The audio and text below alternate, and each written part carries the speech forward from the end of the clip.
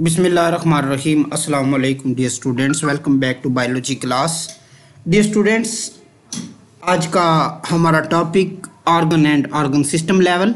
सबसे पहले हमने सब एटॉमिक पार्टिकल्स के बारे में पढ़ा, फिर एटम्स के बारे में पढ़ा, फिर मॉलिक्यूल्स के बारे में पढ़ा, फिर हमने सब सेलुलर स्ट्रक्चर यानी ऑर्गेनेलीज के बारे में, लाइक माइटोकॉन्ड्रिया, गोल्जी कॉम्प्लेक्स, हमने इनके बारे में डिस्कस किया। फिर हम सेल की तरफ आए, सेल हमारे पास आया तो सेल ने हमने कहा कि सेल आपस में मिलते हैं, सिमिलर फंक्शन परफॉर्म करते हैं ग्रुप की शक्ल में, तो वो टिश्यू बना लेते हैं। टिश्यूज़ को हमने डिस्कस किया, प्लांट टिश्यू को डिस्कस किया, एनिमल टिश्यू को डिस्कस किया डी स्टूडेंट्स। सो आज के लेक्चर में हम डिस्कस करने जा रहे हैं organ and organ system. Organ कैसे बनता है और उसके बाद हम देखेंगे डियर स्टूडेंट्स के ऑर्गन सिस्टम कैसे बनते हैं। सबसे पहले हम बात कर लेते हैं ऑर्गन की। An organ is a self contains group of tissue that perform a specific function in the body. हम कह सकते हैं कि ऑर्गन क्या है, ये एक टिश्यूज का ग्रुप है जो कि स्पेसिफिक फंक्शन परफॉर्म करता है बॉडी में। इसको हम कहेंगे ऑर्गन हमारे पास।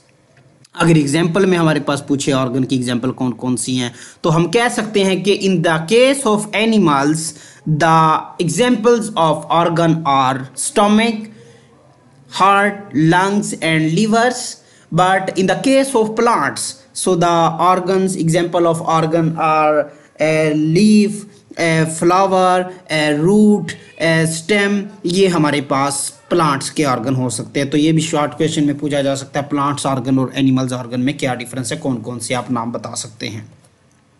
अब यहाँ पर तस्वीर में देख सकते हैं, यहाँ पर हमारे पास सबसे पहले हार्ट है, उसके बाद हमारे पास स्टमक है, लंग्स है और किडनी है। हार्ट के बारे में हमने डिस्कस किया हुआ है, 7th क्लास में भी हमने डिस्कस किया डियर स्टूडेंट। हार्ट क्या काम करता है, ब्लड को पंप करने में मदद देता है, ब्लड की सर्कुलेशन में मदद करता है पूरी बॉडी के अंदर। इसी तरह डियर स्टूडेंट स्टमक के बारे में भी हमने जब 7th क्लास में चैप्टर 1 में हमने डिस्कस किया हुआ डिटेल से स्टमक क्या है। हमने देखा था कि स्टमक डाइजेस्टिव सिस्टम का एक अहम हिस्सा है जो कि खुराक की डाइजेशन में मदद करता है। उसके बारे में लंग्स के बारे में भी हमने डिस्कस किया डियर स्टूडेंट्स कि लंग्स क्या होता है। ये भी हमने क्लास 7th के चैप्टर 1 में भी डिस्कस किया हुआ है डिटेल से। लंग्स क्या होता है, हमने कहा था लंग्स रेस्पिरेशन में मदद देता है। हमारे पास जो ब्रीथिंग का प्रोसेस होता है उसमें हमारे पास लंग्स इंपॉर्टेंट ऑर्गन है जो कि रेस्पिरेटरी सिस्टम का एक हिस्सा है।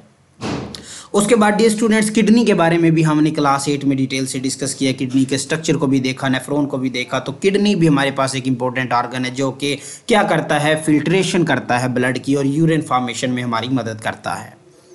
अगर प्लांट्स ऑर्गन की बात करें तो हमारे पास उसमें लीफ आ जाता है। लीफ क्या है, इंपॉर्टेंट ऑर्गन है वो क्या करता है, फोटोसिंथेसिस में मदद देता है। रूट्स भी ऑर्गन है, उनकी अगर बात करें तो रूट्स क्या करते हैं डियर स्टूडेंट्स, रूट्स हमारे पास ट्रांसपोर्ट कर रहे हैं वाटर्स की, सॉल्ट्स की, आयंस, मिनरल्स वगैरह की ट्रांसपोर्ट्स कर रहे हैं और डिफरेंट हमारे पास ऑर्गन मौजूद हैं। अब आपकी क्लास में एक ऑर्गन को डिस्कस किया गया है डिटेल से, स्टमक को डिटेल से डिस्कस किया गया, बताया गया कि स्टमक क्या है, कैसे काम करता है। So stomach is an organ specialised for the digestion of protein and for storing food. हमारे पास जो एक स्टमक है ये एक ऐसा मस्कुलर ऑर्गन है जिसमें खुराक जाती है और तकरीबन 3 से 4 घंटे तक खुराक वहाँ पे रहती है और वहाँ पे डाइजेशन किसकी होती है डियर स्टूडेंट्स, प्रोटीन की डाइजेशन होती है। हमने कहा था प्रोटीन की डाइजेशन कैसे होती है कि स्टमक की जो दीवारें होती हैं उनके अंदर एपिथेलियल टिश्यूज होते हैं। एपिथेलियल टिश्यूज क्या करते हैं, एक जूस पैदा करते हैं जिसको डाइजेस्टिव जूस भी कहते हैं और गैस्ट्रिक जूस भी कहते हैं। और डाइजेस्टिव जूस या गैस्ट्रिक जूस क्या करता है कि उस फूड में मौजूद जो प्रोटीन होती है उसकी डाइजेशन कर देता है। Muscular tissue perform contraction of stomach वाल। हमारा जो स्टमक होता है इसके जो वाल, इसकी मसल्स होते हैं डियर स्टूडेंट्स, ये कॉन्ट्रैक्ट करती हैं और रिलैक्स कॉन्ट्रैक्ट का प्रोसेस जारी रहता है। And grinding of the food, moving food to the posterior end, so two tissue are performing their specific function. इस तमाम चीज़ों के, तमाम फंक्शन के जिम्मेदार 2 टिश्यूज होते हैं हमारे पास। Collective become the function of stomach, और वो दोनों मिलकर आपस में एक स्टमक का फंक्शन बना देते हैं। नेक्स्ट हम ऑर्गन सिस्टम की बात कर लेते हैं। मुख्तलिफ, सादा सी अगर डेफिनेशन की बात करें कि मुख्तलिफ ऑर्गन आपस में मिलते हैं, मुख्तलिफ ऑर्गन बॉडी के आपस में मिलते हैं तो वो एक ऑर्गन सिस्टम बना देते हैं। तो डेफिनेशन भी देख लेते हैं कि different organ perform related function are organise together to form an organ system. मुख्तलिफ किस्म के ऑर्गन आपस में मिलते हैं और एक ख़ास किस्म के स्पेसिफिक फंक्शन परफॉर्म करते हैं, वो हमारे पास ऑर्गन सिस्टम बन जाता है।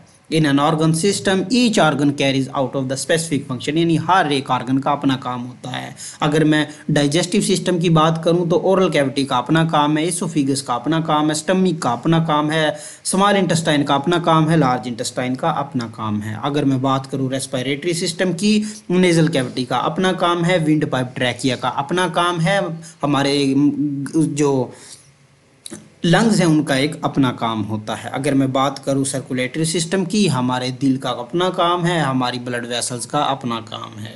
तो ये तमाम जो ऑर्गन होता है, इसमें तमाम जो पार्ट होते हैं, जो हिस्से होते हैं, वो अपना अपना हिस्से का काम करते हैं। In each organ carry specific function and all organ appear in the function of organ system. और तमाम जो ऑर्गन वो मिलकर एक पूरा यूनिट बनाते हैं जिसको हम ऑर्गन सिस्टम कहते हैं। इन्होंने भी एक एग्जांपल डिस्कस की हुई है जो मैंने पहले डिस्कस कर दी है।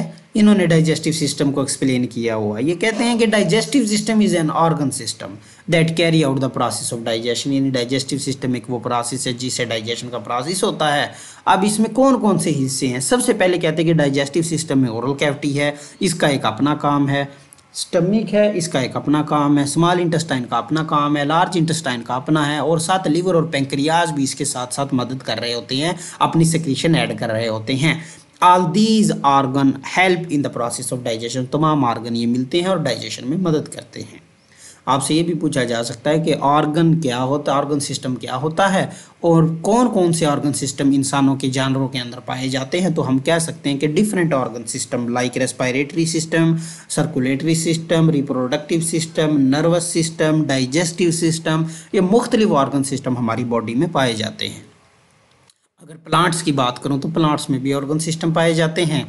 आमतौर पर प्लांट्स में दो तरह के ऑर्गन सिस्टम डी स्टूडेंट हम डिस्कस करते हैं। Number one is root system and shoot system.